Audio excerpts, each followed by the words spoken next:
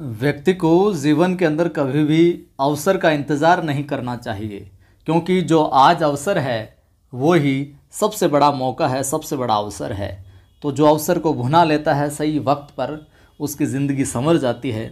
बाकी तो फिर आपको पता ही है क्या होना है। नमस्कार, जय हिंद। मैं हूं आपका दोस्त कवि आदि गणेश। प्रारंभ करते हैं हिंदी साहित्य का इतिहास, जो प्रश्नोत्तरी है अपने 33 नंबर वीडियो है। व्याख्यात्मक रूप से सवाल करें, कुछ विभिन्न परीक्षाओं में आए हुए पुराने सवाल और कुछ नए सवाल, यही घूम फिर के है जो सवाल आपको परीक्षा में देखने को मिलेंगे साहब। अच्छा लगता है ये वीडियो तो लाइक किया करें, और दोस्तों को दिखाना चाहते हैं शेयर किया करें। पहली बार देख रहे हो सब्सक्राइब कर लेना, ताकि हर वीडियो की सूचना मिलते रहे। टेलीग्राम चैनल भी आप ज्वाइन कर लो, कवि आदि गणेश हिंदी नाम से टेलीग्राम चैनल है, जिस पर 7,800 से अधिक लोग जुड़े हुए हैं। यहाँ पर भी मैं सवाल सूचना वगैरह डालता रहता हूँ। पहला सवाल देखिए कि मैं कहता हूँ आँखिन देखी, तू कहता कागद की लेखी। मैं कहता हूँ आँखिन देखी, तू कहता कागद की लेखी। ये जो काव्य पंक्ति है साहब, इसका आशय क्या है, क्या मतलब है, क्या कहना चाहते हैं? प्रत्यक्ष ज्ञान और पुस्तक ज्ञान एक ही है, या फिर प्रत्यक्ष ज्ञान को ही पुस्तकों में लिखा जाता है, या प्रत्यक्ष ज्ञान पुस्तक ज्ञान से हीन है, या फिर स्व अनुभव शास्त्रीय ज्ञान से बड़ा है? बताइए साहब। मैं कहता हूँ आँखिन देखी, तू कहता कागद की लेखी। आपको पता ही ये पंक्ति किसकी है, वो भी आप कमेंट करके बताना। जबकि जो इसका आशय है वो कई बार परीक्षा में पूछा जाता है, और बहुत गजब का सवाल है ये। तो उत्तर क्या हो जाएगा साहब? उत्तर हो जाएगा डी, यानी कि स्व जो अनुभव है वो शास्त्रीय ज्ञान से क्या है, बड़ा है। और ये पंक्तियाँ किसकी है, किसकी है? कबीर साहब की है। ठीक है। दूसरा सवाल देखिए, अच्छे सवाल है कि तात्विक दृष्टि से न तो हम इन्हें पूरे अद्वैतवादी कह सकते हैं, इन्हें किन्हें? कबीर को। कि तात्विक दृष्टि से हम देखें तो न तो हम इन्हें पूरे अद्वैतवादी कह सकते हैं, और न ही एकेश्वरवादी। तो कबीर से संबंधित जो ये विचार है, ये जो कथन है, ये किसका है? हजारी प्रसाद द्विवेदी साहब का, रामचंद्र शुक्ल, राहुल सांकृत्यायन, या फिर माता प्रसाद गुप्त? किसने कहा ये? बताइए साहब। तो ये कथन है शुक्ल साहब का, रामचंद्र शुक्ल साहब का। शुक्ल साहब कबीर के विषय में कहते हैं, फिर से सुन लीजिए, कि तात्विक दृष्टि से हम देखें, तत्वों की दृष्टि से देखें तो न तो इन्हें पूरे अद्वैतवादी कह सकते हैं हम, और न ही एकेश्वरवादी।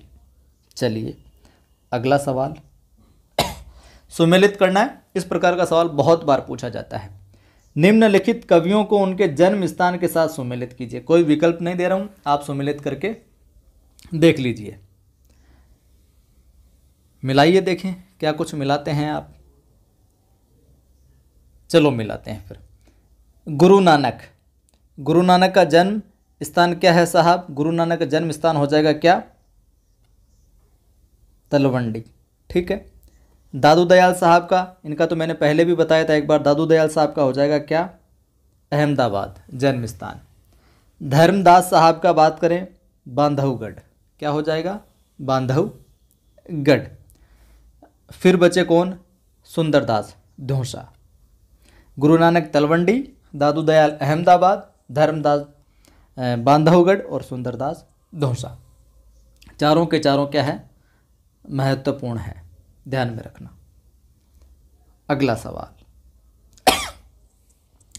नाम हमारा खाक है, हम खाकी बंदे, और खाक ही से पैदा किए अति गाफिल गंदे।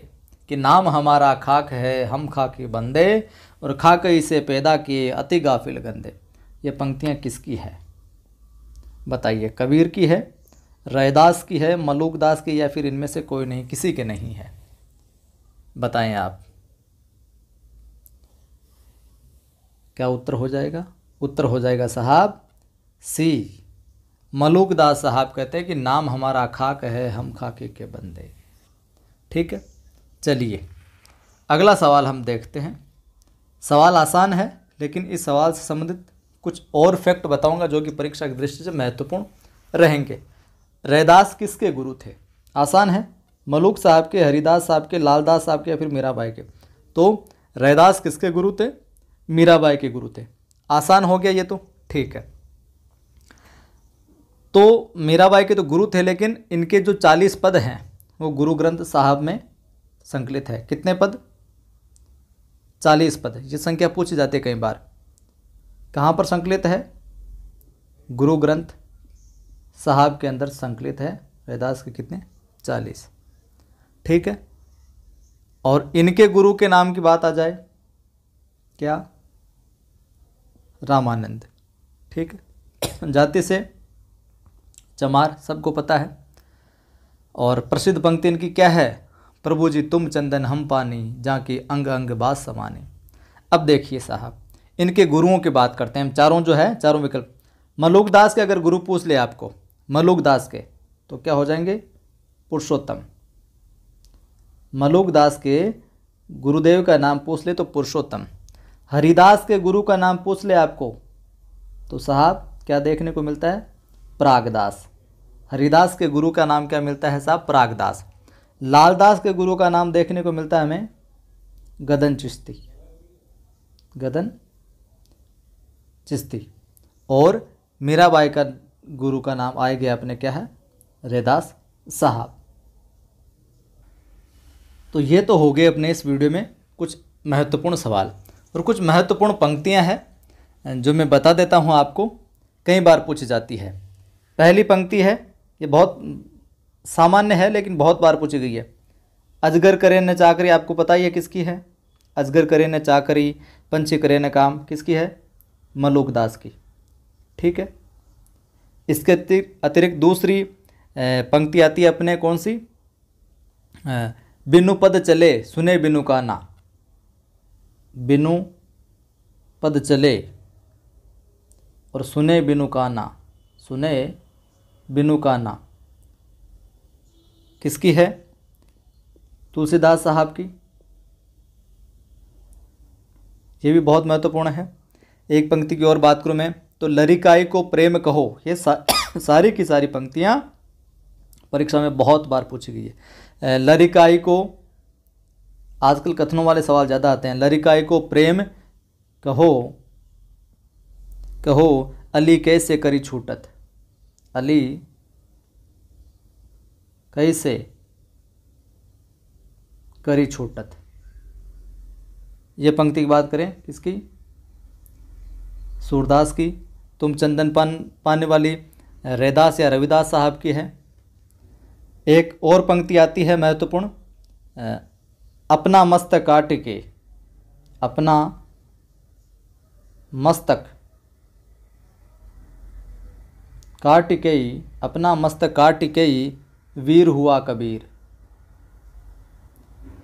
अपना मस्तक काट के ही वीर हुआ कबीर। अब कबीर नाम आ गया तो आप ये मत समझ लेना कबीर साहब के, इसीलिए ये पंक्ति जो महत्वपूर्ण बनती है दादू दयाल साहब की है।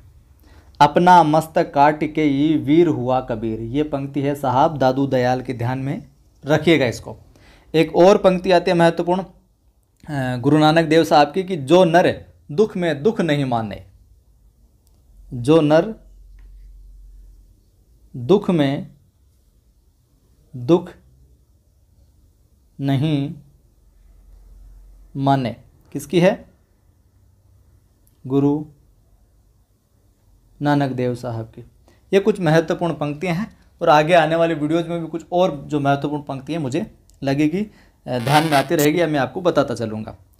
लाइक कर दीजिए वीडियो, उम्मीद करता हूँ आपको अच्छा लगता ही होगा और यकीनन 100% आपकी परीक्षा में ये उपयोगी रहेगा जो भी सीरीज ये चल रही है। शेयर किया करें ताकि अपना ये परिवार आगे बढ़ सके और बड़ा हो सके और साथियों की मदद हो सके।